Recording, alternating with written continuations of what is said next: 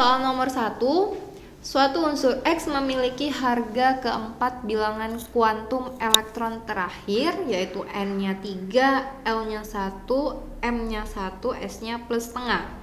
Maka unsur di bawah ini yang memiliki sifat kimia yang mirip dengan unsur X tersebut adalah, berarti terlebih dahulu kita harus menuliskan elektron terakhir dari bilangan kuantum yang ditentukan. Nih, berarti N-nya 3 berarti kulitnya 3, L-nya 1 berarti 1 itu untuk P, M-nya 1 berarti kita bisa tuliskan orbital P-nya ada 3, di sini 0, plus 1 min 1, S setengah berarti arah elektronnya ke atas ya, nih 1, dimana berarti kita isi 1, 2, 3, berarti 3P, 3.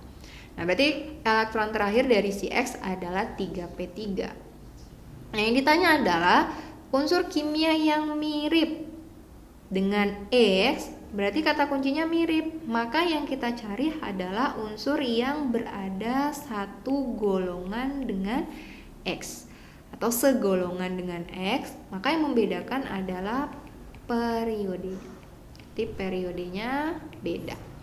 Berarti dari masing-masing opsi A, B, C, D, E kita buat konfigurasinya supaya kita tentukan elektron terakhirnya. Jadi yang harus kita cari elektron terakhirnya itu adalah NP3. Nih. Jadi yang membedakan itu N-nya. Jadi N-nya ini tidak sama dengan 3. Karena kalau N-nya 3 itu sama aja dengan si X gitu.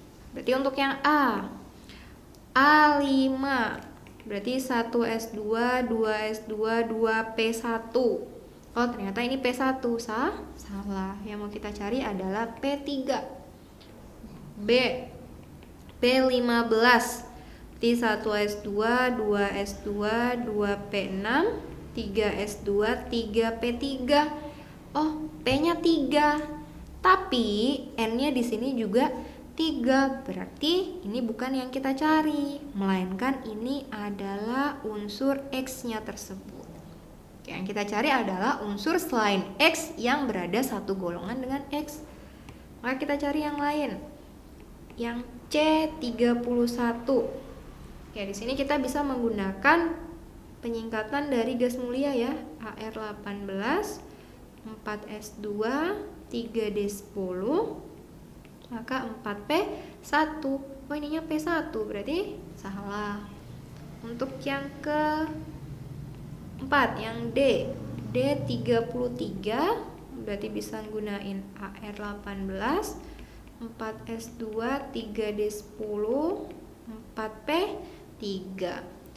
Ini P-nya 3. Lalu N-nya ternyata tidak sama dengan 3 melainkan 4. Berarti ini berada dalam satu golongan dengan si X. Maka jawabannya adalah yang D. Lanjut soal nomor 2. Nah, di soal nomor 2 ini berbunyi suatu ion dari X2+ isoelektron dengan unsur dengan konfigurasi 1S2, 2S2, 2P6, 3S2, 3P6. Nah, jika X tersebut isoton dengan K3919, maka nomor massa dari unsur X tersebut adalah, nah berarti kita harus menentukan dulu elektron dari X-nya. Nah, si X katanya isoelektron. Nah, berarti kalau isoelektron itu artinya jumlah elektronnya sama dengan unsur yang memiliki konfigurasi ini. Nah, unsur yang memiliki konfigurasi 1S2, 2S2, 2P6, 3S2, dan 3P6 itu memiliki jumlah elektron 18. Jadi jumlah elektronnya sama dengan 18, sehingga X2+ itu juga elektronnya sama dengan 18. Maka untuk unsur X memiliki elektron sejumlah 20. Nah, kalau elektron si X-nya 20, berarti nomor atom X-nya itu sama dengan 20.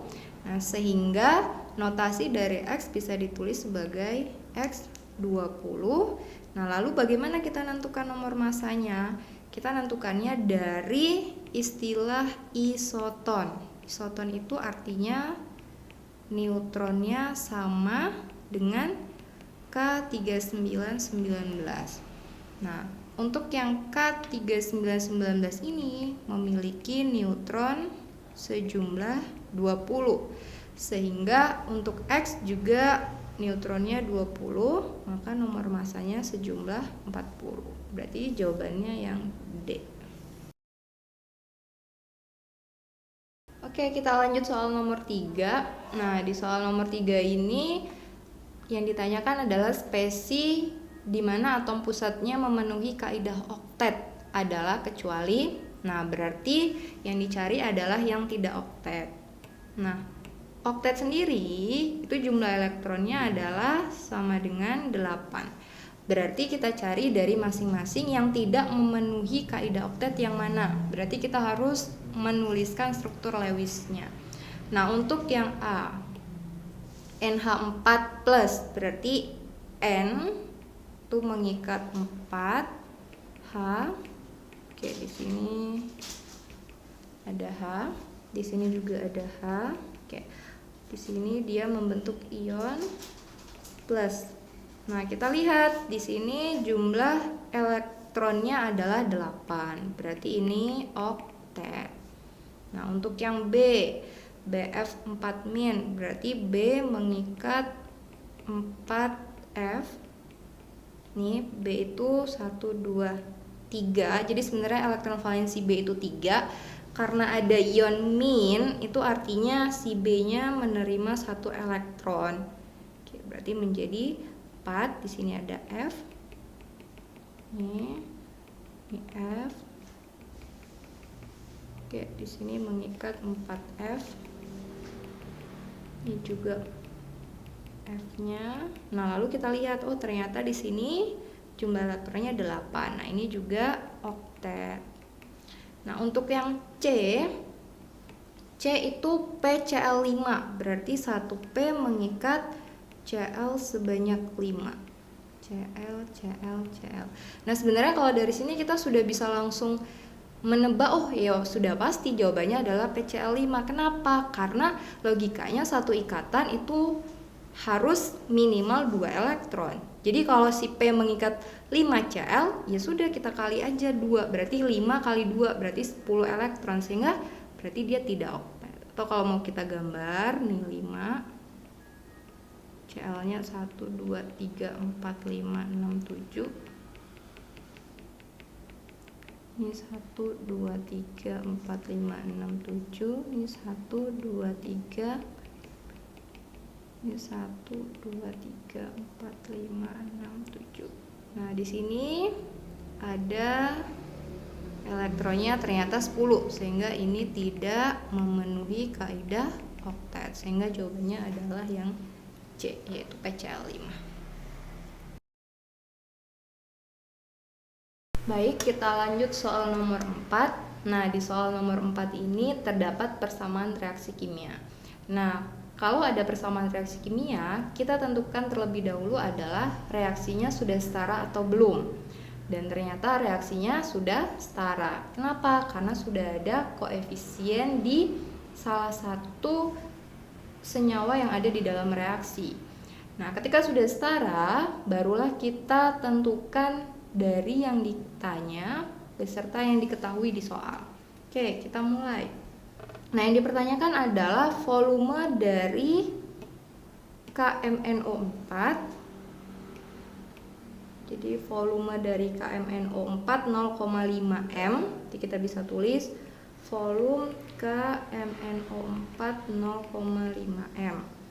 Nah, lalu yang diketahui yang lain adalah sejumlah 3,25 gram Zn dengan ArZn 65.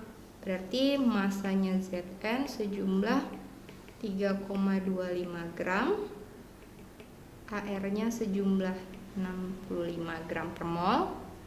Oke, lalu yang ditanya adalah volume dari KMNO4.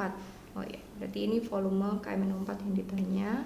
Ini berarti konsentrasi KMNO4. 0,5 M. Yang ditanya adalah volume KMNO4. Nah, langsung saja kita bisa menentukan mol dari si Zn. Jadi kita tulis mol Zn sama dengan massa per AR. Berarti 3,25 per 65, hasilnya adalah 0,05 mol. Nah, lalu karena yang ditanya adalah si KMNO4, berarti kita harus cari dulu mol KMNO4 dari perbandingan koefisiennya. Berarti koefisien KMNO4-nya 2 per koefisien Zn-nya 5 dikali 0,05, sehingga hasilnya adalah 0,02 mol. Nah, itu adalah mol si KMNO4. Nah, lalu untuk menentukan volume KMNO4 itu bisa diperoleh dari mol per molaritas. Oke. Mol per molaritas, molnya sejumlah 0,02 per molaritasnya adalah 0,5. Sehingga diperoleh hasilnya 0,04 liter. Oke, jadi itu satuannya liter ya. Nah, karena dalam opsi satuannya adalah cm kubik, ini setara dengan mili, berarti 0,04 liter itu setara dengan 40 mililiter. Sehingga jawabannya adalah yang E. Oke, baik, kita lanjut soal nomor 5. Nah, di soal nomor 5 ini ternyata diberikan persamaan reaksi kimia. Berarti kita harus cek apakah reaksi yang diberikan setara atau tidak. Nah, ternyata reaksinya belum setara, sehingga kita harus setarakan terlebih dahulu. Nah, kita setarakannya C3H8 plus O2 menghasilkan CO2 plus H2O. Nah, di kiri C-nya ada 3, berarti di kanan 3, H-nya 8, berarti 4, O-nya ada 10, berarti di sini 5. Oke, lalu kita tuliskan yang diketahui di soal siapa aja. Nah, yang diketahui ternyata ada persen dari O2 di dalam udara itu sejumlah 20%. Nah, lalu volume dari C3H8 itu sejumlah 20 liter. Yang ditanya adalah volume udara. Nah, langkah pertama adalah karena volume udara itu ada kaitannya dengan O2, berarti kita harus terlebih dahulu menentukan volume O2-nya. Dengan cara apa? Dengan cara membandingkan koefisien O2 dengan koefisiennya si C3H8. Berarti di sini koefisien O2-nya 5 per koefisien C3H8 1 dikali volume C3H8 20 liter, sehingga hasilnya adalah 100 liter. Nah, untuk menentukan volume udara, maka kita bisa membandingkan antara volume udara dengan kadarnya si O2. Jadi volume udara per volume O2 itu kita anggap volume udara itu sejumlah 100%, volume udaranya 20%. Sehingga diperoleh volume udara sama dengan 100% per 20% dikali volume O2-nya 100 liter. Jadi hasilnya 500 liter. Jadi jawabannya adalah yang B.